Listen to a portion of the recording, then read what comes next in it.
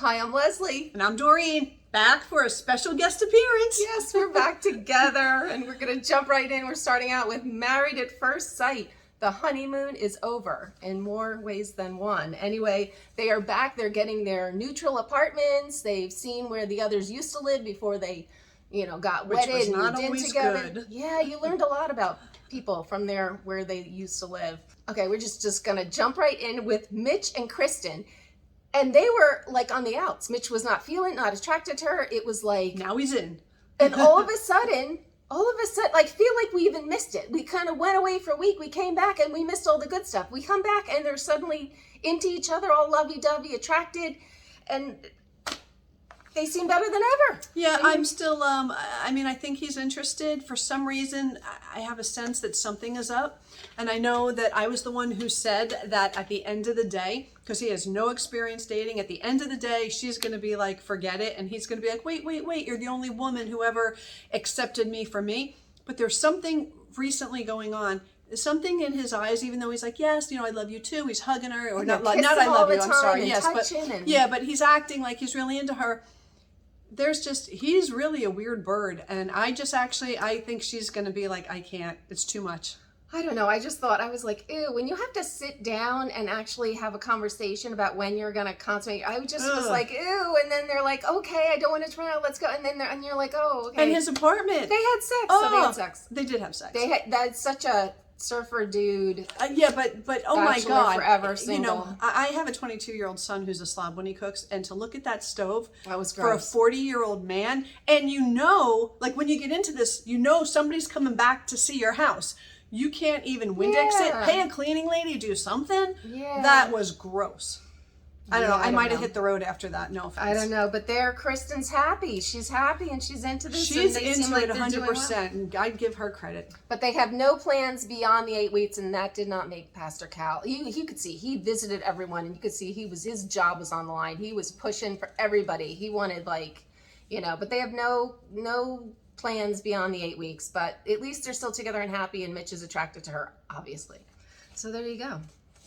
Anyway, we're going to jump right in now, move on to Justin and Alexis, who were on Easy Street. They were the ones that were like on Easy Street. Justin was yesing her. Easy Street. I don't think so. Justin was yesing her to death, whatever it was. He was like, sure, yes, how high, how far. Like, he was just all the things. And then now. Yeah, but now you're like, get rid of your child. Don't become between the love of a mother and their pooch. Yeah. I get this. And oh my God, you could see her whole demeanor changed when his dog attacked her little baby. I would too. And I'm all on her side for this. I've had dogs, and I'll tell you what, if there's any thought that my dog would go against somebody, I would be like, hold your dog, let me hold my dog with my hand around its nose, let's make them meet, let's take this slow, let's be careful. So he's an idiot for that. Do I like his sensitive side? I do, but now it's starting to annoy me and then for him to say to her, okay, we're sending my dog away for training for 2 weeks. And if she comes back, so sad too when I saw she needs training. But if he comes back and it doesn't work out, he's like, then we'll get rid of her. And now he's kind of back talking with Pastor Cal, like, well, it's easier said than done. Okay, that's fine, but understand that I'm out of here then. And it's sad because, her dog looks old. I don't know how many more years she has left, but it's just how quickly it can crumble. You do what you have to do. They can stay together if they really love each other. You're just going to have to keep the dogs separate. That's going to be it. Have a room for one dog, have a room for the other, let them come out with family, and that's that. And that's what it's going to have to be if you guys want to stay together and you want to keep the dogs. Maybe they could do with Caesar Milan. We branch out to that show and bring in to get Dog Whisperer. Dog Whisperer. That's what they need, because they run Easy Street, and now I just feel like it's just falling apart. It's just freaking falling apart there, but I don't know. Oh, but I had to just make a comment. I'll insert a little pic. I did like the fact that Alexis, when she was sitting there with her dog, she had the dress and it coordinated the coat. And I said, you know what? Fashion first. You put all the crap aside, fashion first, even though the dog has been wounded and is injured. But anyway, okay, moving right along. It's like happy couple after happy couple other than them. Lindsey and Miguel, everybody's annoying me lately. I love them. I love them. I don't know. No, not you. I mean, these couples.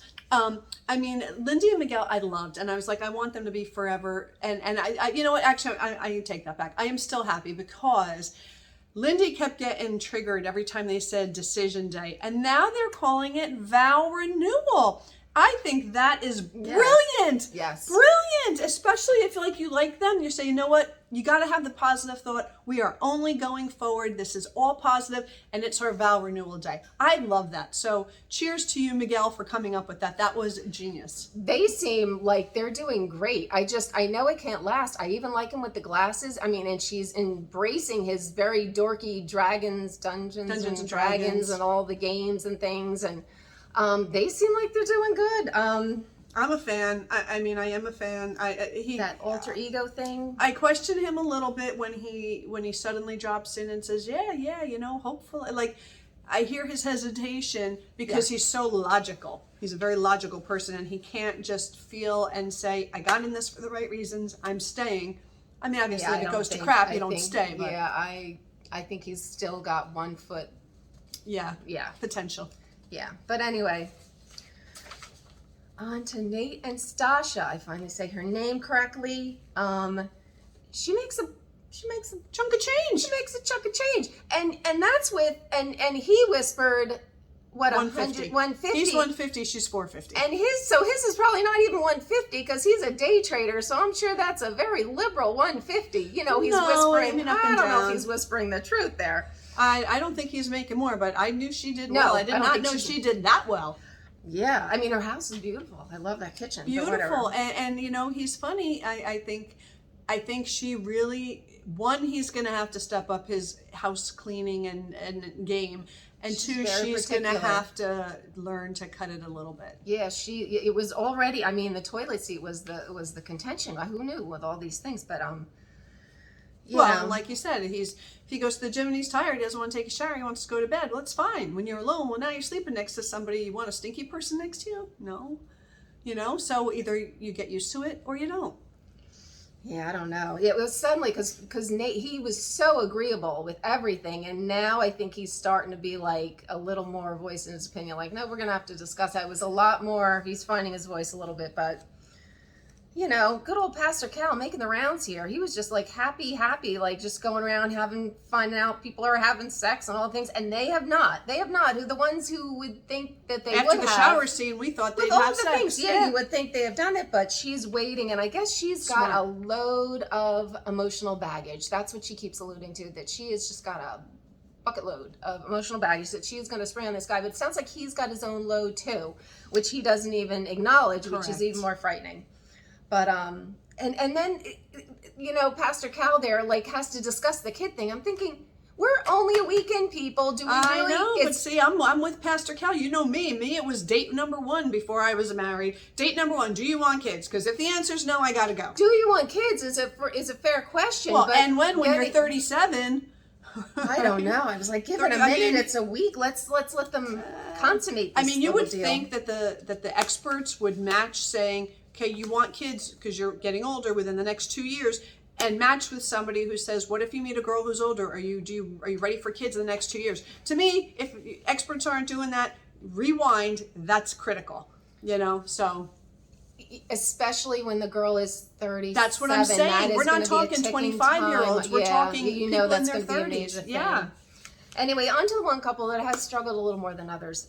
Vin and Morgan. He annoys the hell out of me. That like as bad as like people on the 90 Day. Like, even with his shirt off, I don't find him appealing. But I don't find him appealing. But what he's like, oh, I'm sorry. Okay. He's like trying to be so understanding to the point, and I'm all for somebody being understanding when you make a mistake, this, that, but so much so that I want to slap him, and then unplug everything, don't do laundry after 4. I'm like, oh, hell no. He's got to throw all that shit out. I had forgotten. I didn't realize that's what she meant. I mean, between him and the Mitch guy with the green, I mean, I was like, oh. Yeah, Mitch's green is over the top, and, you know, but freaking Ben with that shit, oh, you could save $2 a month. If you're making enough money, while $2 a month is nice to save over 20 years, you know, it might get you a dinner. You do not. Like, if you think I'm unplugging anything, it's not happening. Yeah, my feeling is work smarter, not harder. Right. put a little more effort in your work, you'll make a lot more money and you will cover those costs and not have to spend your time doing that stuff. But Pastor Cal came in and saved the day, basically kind of reworked her brain so that she could forgive him, they can move forward, because it was almost like that was going to trip them all up, the whole issue that she lost his trust in him. But Pastor Cal fixed it all and they are moving on, and they will cuddle tonight. She said she was open to cuddling. Yeah, I don't think they're going to last. So let's do a quick little recap of who we think. I don't think Ben and, what's her name? Morgan are going to last. No, I don't think so. I don't think Mitch and Kristen are going to last. Justin and Alexis, oof. I thought was like, yeah, but now I'm thinking no. I think. So who do we have left? We have Justin and Alexis. We have Lindsey and Miguel. And who am I missing? Nate and Stasha. Okay. Yeah, Nate and Stasha, I'm a 50-50. I don't know. Lindsey and Miguel could definitely make it. I'm going to give them the hesitant thumbs up. Yeah, I think they have a shot. And Justin and Alexis, if she honestly really loves him, I mean, she said, I love you a little faster. He is a little softer. Yeah, if she honestly loves him, and if he honestly loves her, they will, like I said, I just came up with the solution. If the dogs don't work together and he does not want to get rid of his child, because I would not get rid of my dogs, you keep them separate. Not to harp on this, but there's a whole, because she said, I don't feel safe around the dog. It's very hard. And then you think kids, it's not so simple to just separate them. She says, what about me? Am I safe around your dog? You know, she said that. So that to me is a whole. That's true. You're right. Issue. You're I don't even know. Right. Well, and if that's the case, she's got to go. The dog's got to go. No, she's got to go. The dog, not her. The dog. I think this is just uncovering an issue that's there and they haven't decided to see it. I don't think they're a match, the two of them. I think Justin's just been yesing her to death, and now push is going to shove, and it's not going to work. I don't think either of them will tell. I mean, I think they could be good. I just enjoy it now, Pastor Cal, while it looks like everyone's on easy street, well, almost everyone, because it's not going to last. They're all going to blow up. And I tell you, if you look at the previews from it looks like it all blows up next week. But that's always like when you're on easy street, the next week goes looks up and like down. They rope you in. But anyway, if you liked our recap, we're here every week. Breaking it down. Sometimes I'm not, but she is always here every week. Because I have no life. Yeah, I've told them that you have a life. I do not, but you know, it is what it is. But if you liked our recap, please subscribe, hit the notification bell. Leave your comments. Yes, and we will see you next time. Bye-bye. Bye.